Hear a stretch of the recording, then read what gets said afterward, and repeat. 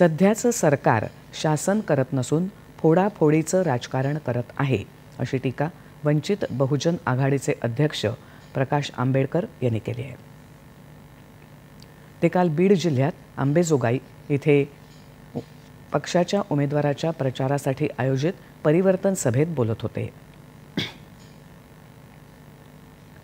सध्या राजकारणातून नीतिमत्ता पार हरवून गेली आहे, असं म्हणत त्यांनी महायुतीवर निशाणा साधला.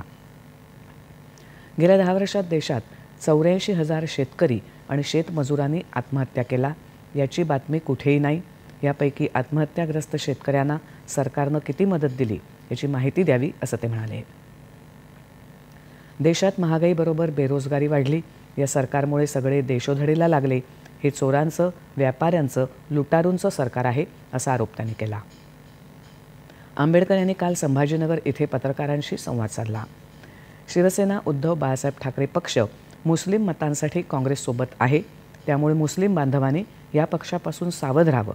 4 जूननंतर उद्धव ठाकरे भाजपासोबत जाऊ शकतात, अशी शक्यता त्यांनी फुलंब्री इथे पत्रकारांशी बोलताना व्यक्त केली.